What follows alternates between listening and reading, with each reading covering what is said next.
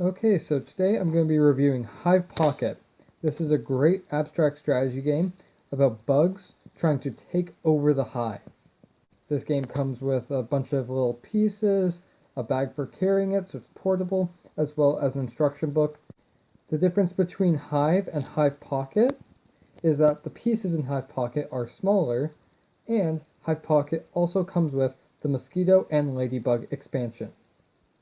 There's one other expansion called the Pillbug expansion, which I do not have, but I will explain later in this video. So let's get started.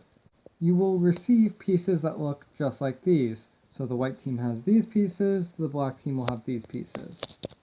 As I said, there is a Mosquito and Ladybug. They are optional to play with.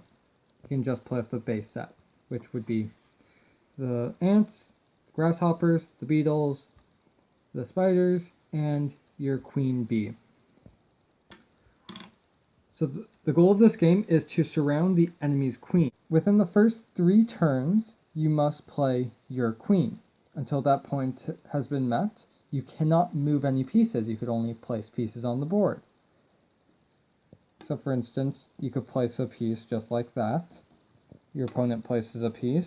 So I could go ahead and place another piece. The rule with placing, obviously there's an exception here, is you must only be touching your color pieces. So aside from the very second piece to be played, all pieces can only be touching your color pieces when being placed. This will continue on. More pieces will get played onto the board, and eventually you'll have a board state that looks something like this. So with the board state like this would typically be what you see mid-game. Some pieces have moved around, the board's gone a little bit bigger. The rules for movement in this game are quite simple. All pieces have their own unique style of movement, but they are also governed by a rule set. So for instance, the one main rule is the one hive rule. At no point during a movement can you separate the hive. All the pieces collectively make up the hive. So for instance, if I try to move this queen bee, I cannot because it separates the hive. Even if the move I am going to make would result in completing the hive once again, there is no point in the movement where you can make the hive separate. If I were to place a piece here, I can now move this piece freely because it falls under the one hive rule. Another rule is the sliding movement rule. If a piece can freely slide out, it can move.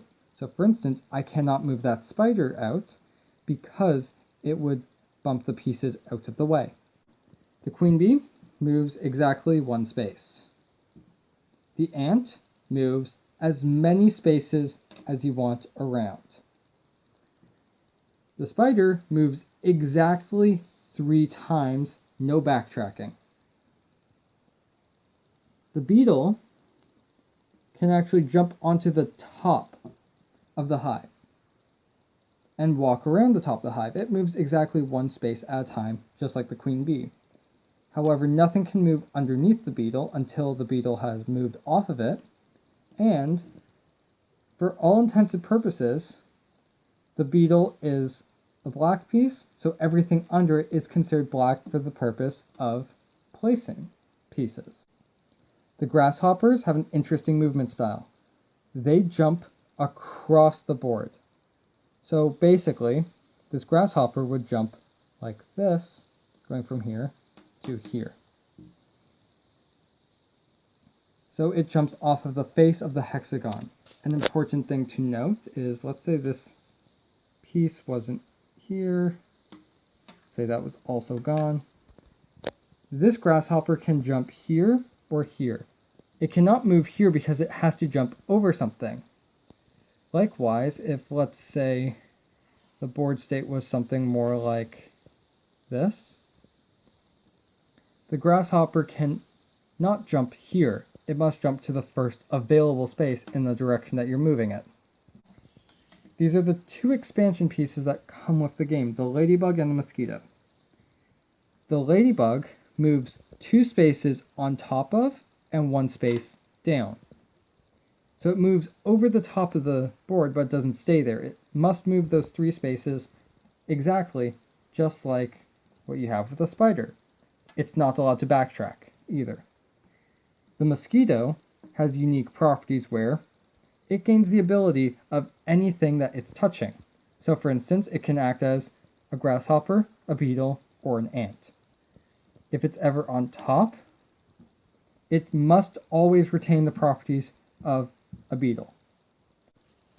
There is a pillbug expansion for this game. I do not have it.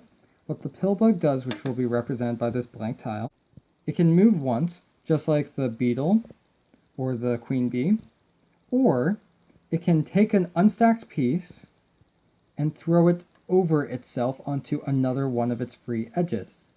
It's not allowed to do this with a piece that would violate the sliding rule in removing it, and it's not allowed to do this to the last piece moved.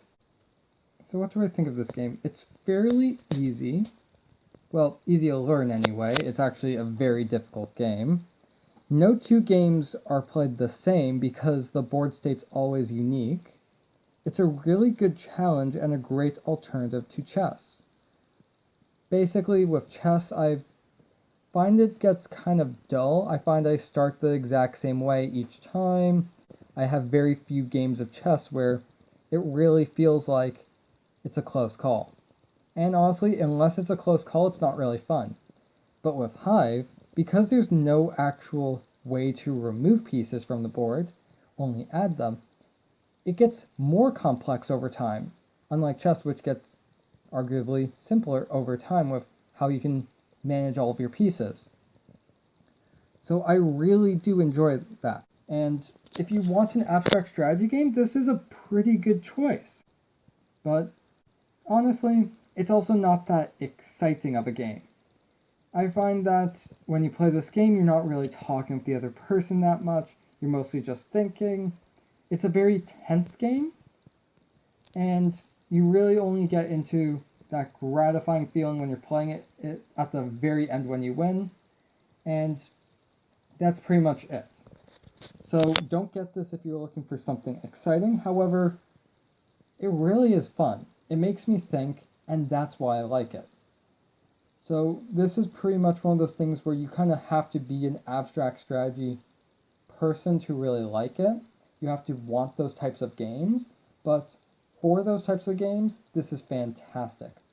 The mosquito and the ladybug, they are not very necessary for this game. I almost never play with them. You can play with one, you can play with the other, you can play with both, or neither. I recommend neither if you're starting, but I find I really don't play with people often enough to find them necessary to include. That being said, it's nice to have that as an option, so I do recommend Hive Pocket. So those are my thoughts on this game. Let me know what you think, and I'll try and make more videos. Thanks, everyone.